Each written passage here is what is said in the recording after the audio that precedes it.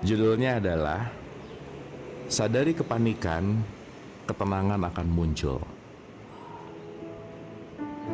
Bila engkau masih panik menghadapi situasi yang akan engkau jalani nanti, yang ada dalam pikiranmu, itu bertanda engkau masih berada pada gelombang batin yang tidak terkendali. Engkau pikirkan jalan keluarnya dengan membaca buku, mendengarkan orang, mencari pengalaman di masa lalu untuk mengatasinya. Engkau tetap tidak akan punya kendali diri. Satu-satunya cara untuk menemukan kendali diri itu adalah sadari engkau masih panik. Engkau terima kenyataan ini, jangan lari, jangan menghindar dari perasaan itu. Tapi masuklah ke dalam ruang batinmu, lihatlah sumber ketenangan hadir berada di sana. Dialah energi yang mengendalikan semuanya. Dia akan memberitahumu apa saja yang tepat untuk engkau lakukan dan pastikan engkau berada bersama gelombangnya.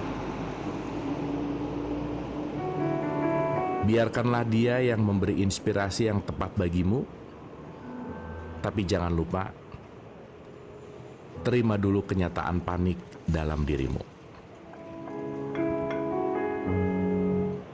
Terima kasih, atur nuhun Kang. Wah, mantap ini. Balik lagi ya, ini termasuk nih ya, mau panik pinjol, utang, apa semua gitu ya.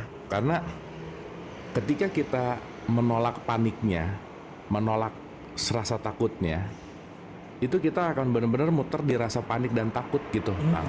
Betul. Gitu kan. Contoh ya, ketika kita punya utang kan pasti mikirnya gimana cara bayar gitu misalnya, Kang. Benar. Cari solusi ke sana kemari. Cari solusi. Betul. Tapi di satu sisi, ya ini pengalaman saya, Kang. Waktu ada masalah gitu ya, wah udah nggak punya apa-apa gitu ya, misalnya mau bayar nggak bisa apa dan lain-lain. Ya saya akhirnya diterima dulu. Saya lagi punya utang, saya punya ketakutan, saya punya apa, udah diem. Ya udah diterima nih, si rasa takutnya diterima dulu gitu. Nggak usah dipikirin dulu cara bayarnya gimana. Yang penting saya terima dulu aja. Nah, yang terpenting adalah ketika ada penerimaan datang inspirasi, Kang. Wah, itu benar.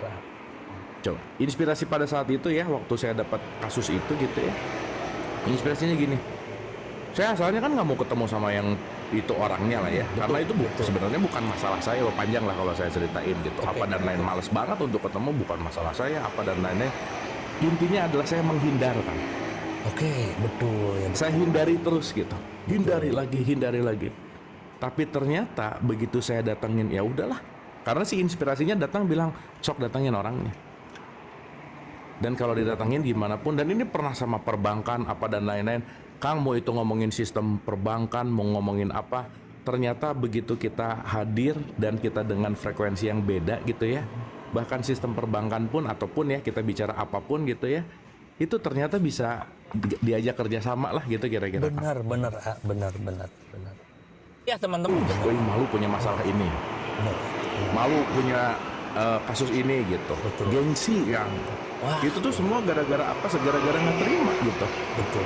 Dan gara-gara bahwa saya tuh seharusnya nggak gini. Saya tuh seharusnya lebih baik seperti itu gitu kan. Betul. Gitu kan. Nah begitu saya terima, begitu saya oke, ngobrol sama orangnya jadi ada solusi, ngobrol sama bank jadi ada solusi, ya udah.